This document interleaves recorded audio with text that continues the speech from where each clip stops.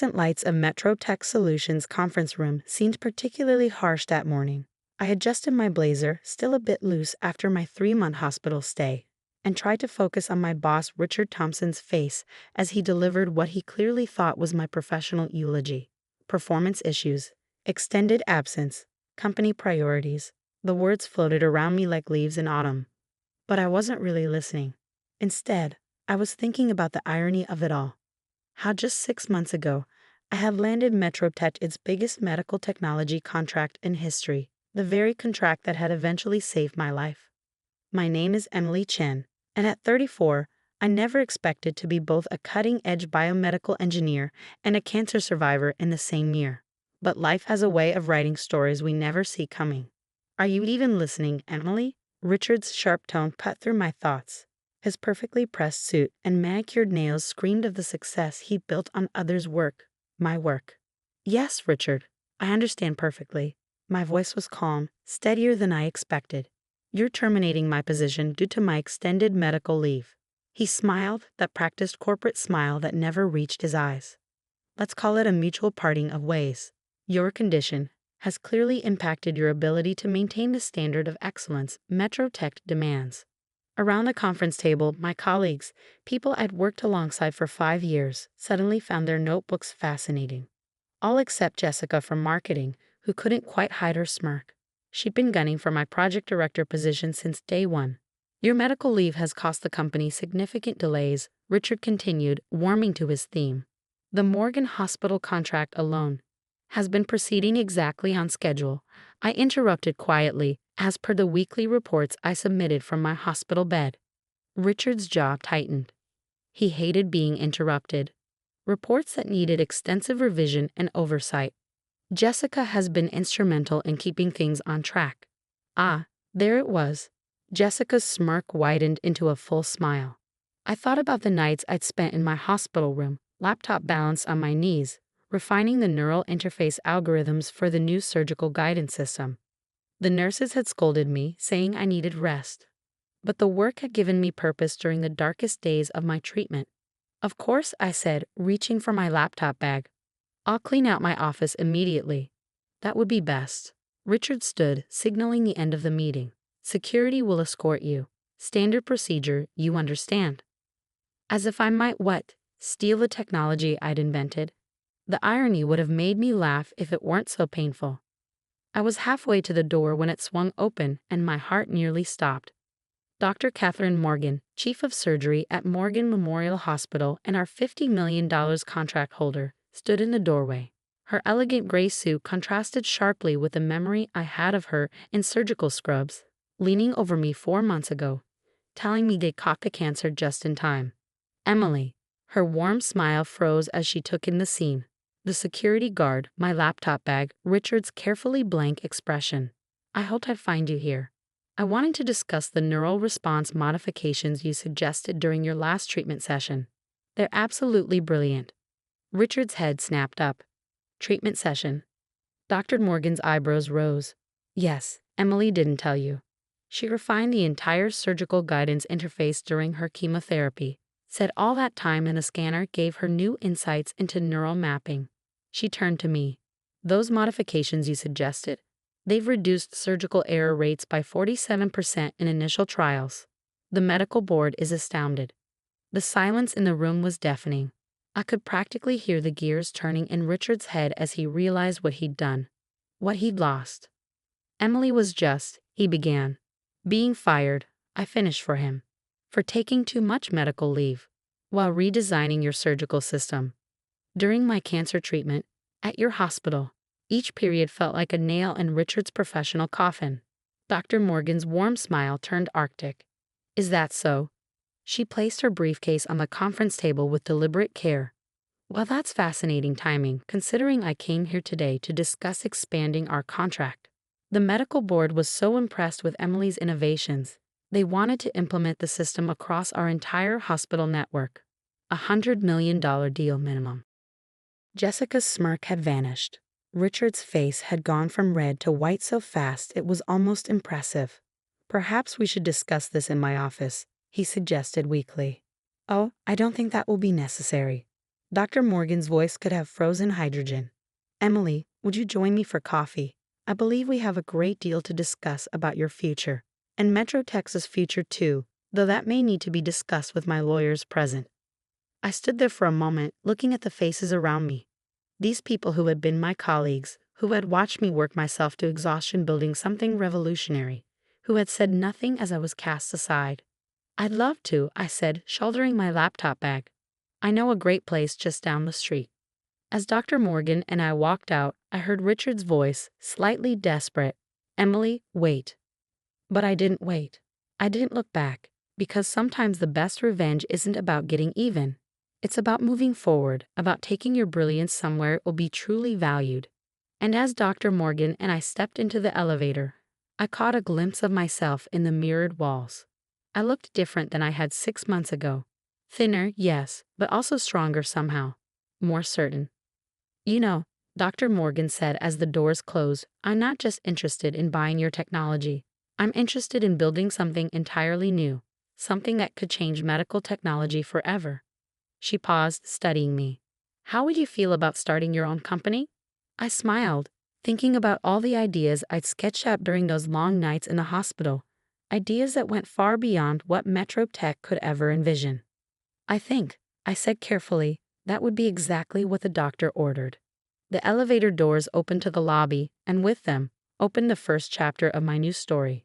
Richard and Metro Tech were already fading into the past, becoming nothing more than a reminder that sometimes our worst moments can lead us to our greatest opportunities.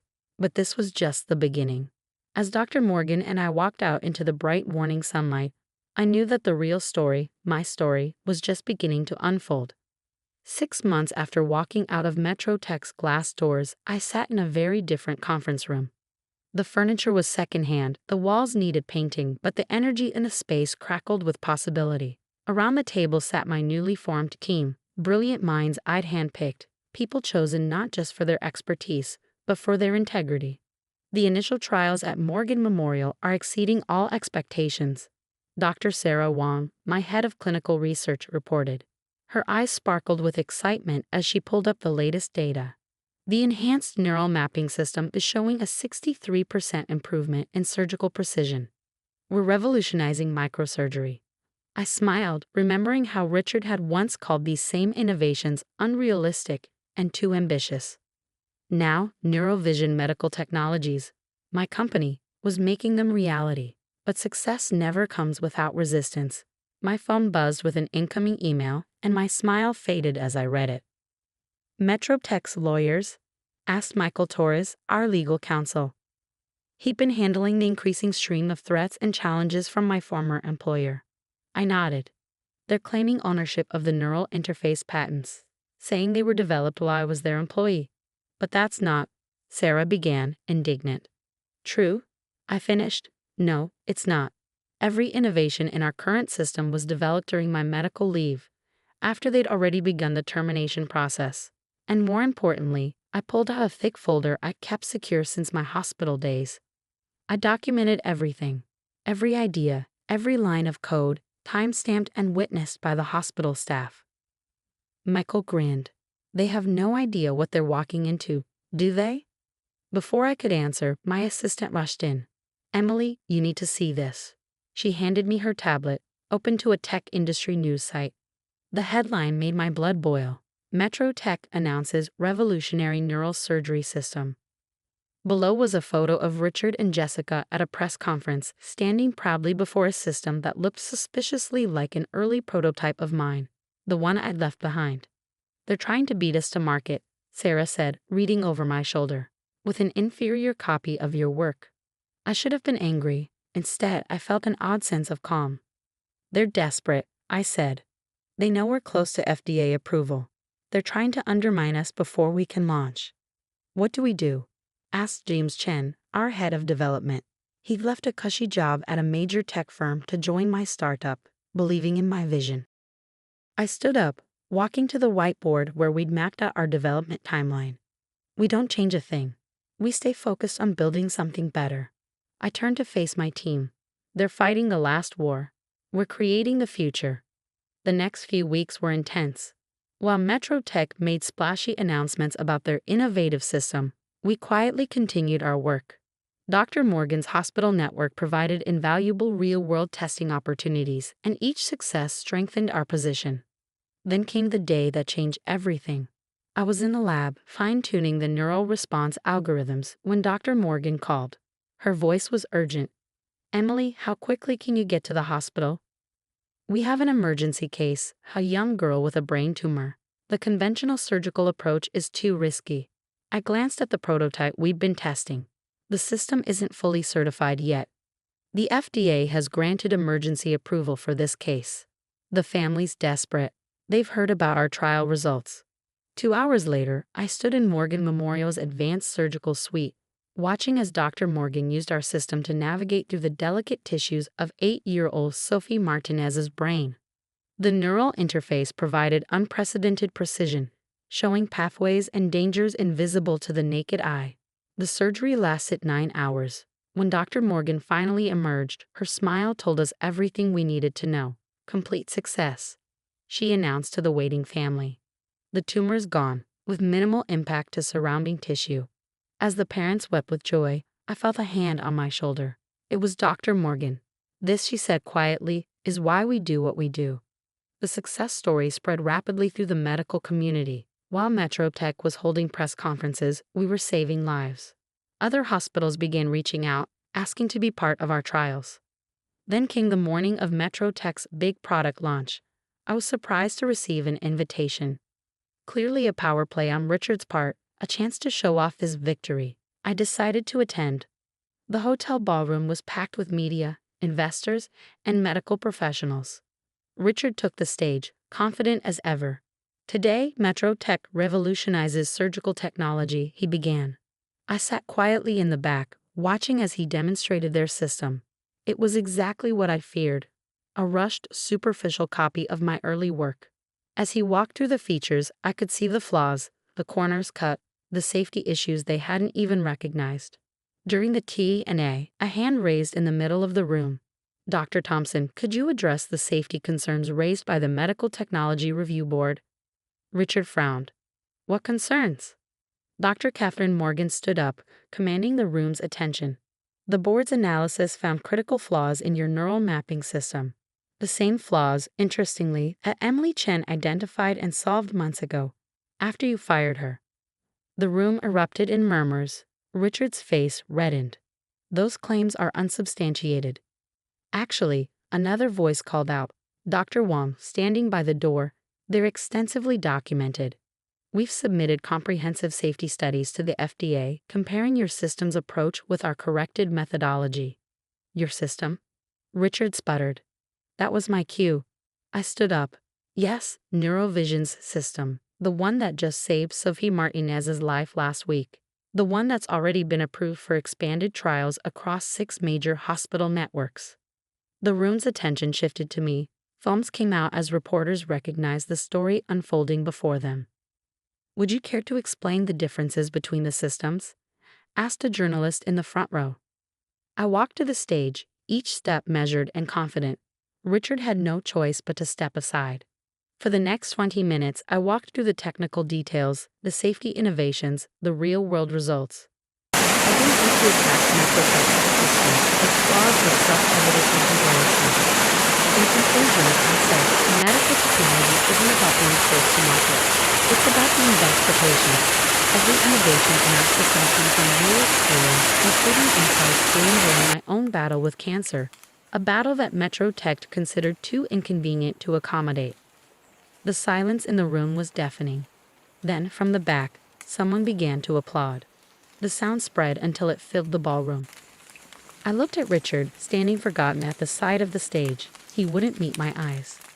In the weeks that followed, MetroTech's stock took a significant hit.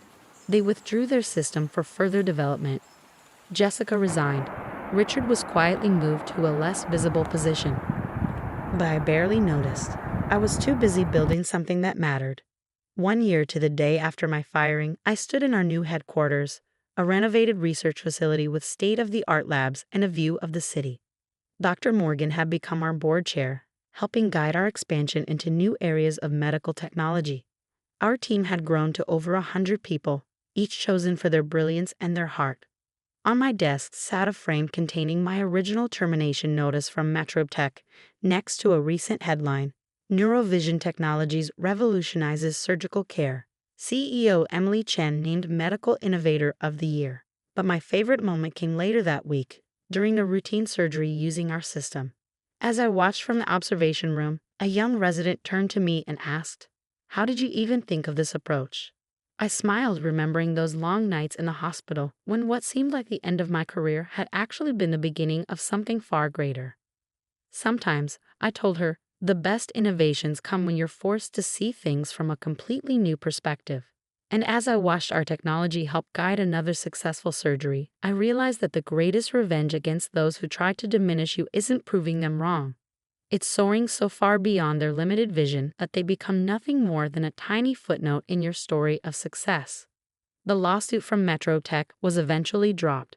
They couldn't fight against the overwhelming evidence and public opinion. Richard, I heard, started a consulting firm, though he carefully avoids any mention of his time overseeing medical technology development. As for me, I recently approved our company's new policy: unlimited medical leave for any employee battling serious illness, with guaranteed job protection and flexible work arrangements. Because sometimes the worst moments in our lives can lead us to our greatest accomplishments if we're just given the chance to prove it.